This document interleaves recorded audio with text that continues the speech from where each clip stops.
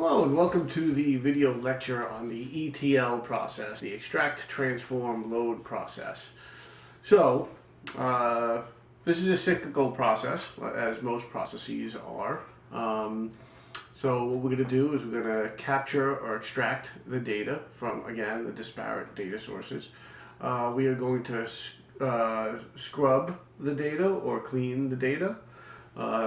From that scrubbed, cleaned data, we are going to transform that data, and then we are going to load it and index it.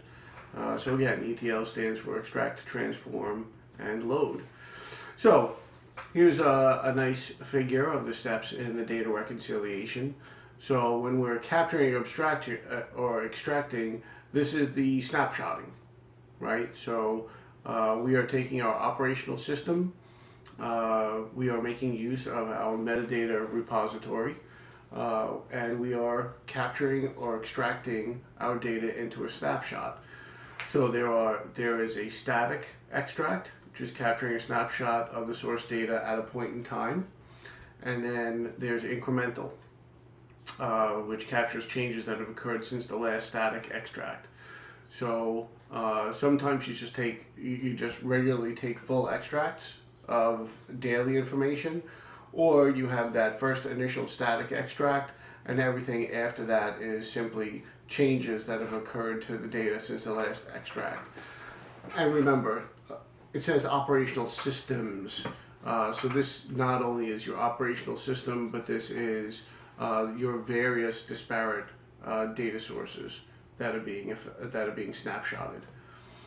Then we need to scrub and cleanse. So we need to fix errors, such as misspellings, dates that are in bad formats. And they might not even be a bad format, but if someone typed in 1911 into a date field, well, something should catch that and fix that, because that's obviously something didn't happen in 1911 as far as your transactional data is concerned. Incorrect information could be put into the wrong field, and that can happen when you're loading data from external data sources. That those files can, if it's missing a comma or there's a misinterpreted comma, the field information is inserted into the wrong fields. Mismatched addresses, missing data, duplicated data, inconsistencies, things along those lines all have to be fixed. And then we get into decoding. So if we have, if in our operational system we are storing codes, for instance, OT for overtime, or BE for backend, or something things along those lines, we want to get rid of those codes. We want to store the descriptions instead. Reformatting, and again, that could be associated with dates and times. We store dates and times of month, then day, then year. Internationally, that is not the case. Typically, it's day, then month, then year. So you have to do that reformatting. There's time stamping, there's conversions, key generations, merging, error detection, all sorts of stuff like that has to be done at the scrub and cleanse phase. Then we need to transform this. So there are record level transformations that happen, and there are field level transformations that happen. So we can do data partitioning, right, based on dates, for instance, which is the most common. So we can take information from a table and partition it out based on this happened in the first week of the month, this happened in the second week of the month, and so on. We can join data from multiple tables, and again, you might consider this to be denormalizing the data, and certainly that's true. But we can combine the data in join operations, and then we can aggregate data, right? Summaries.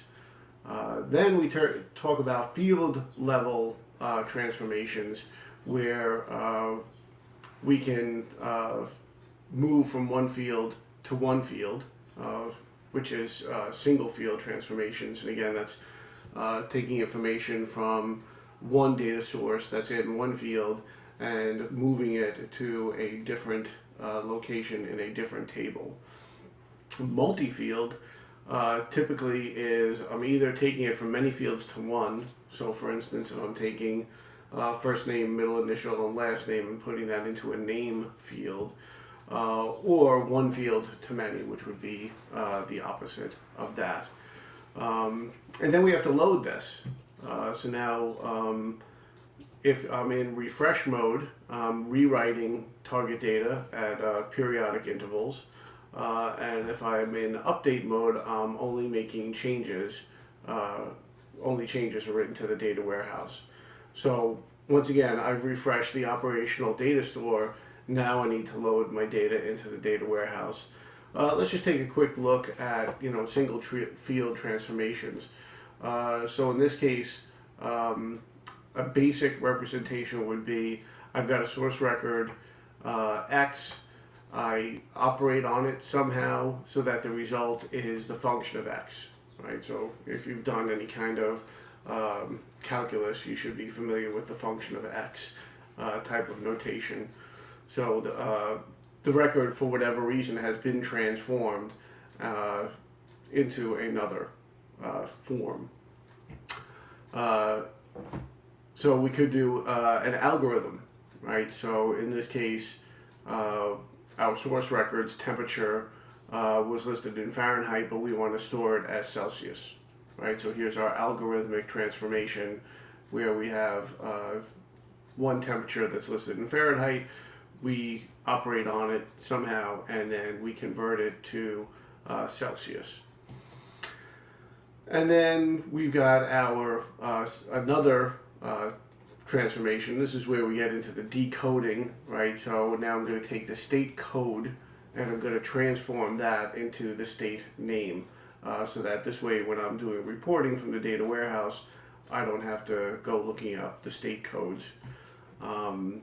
Here we're combining the employee name and the telephone number to find the employee ID, for instance.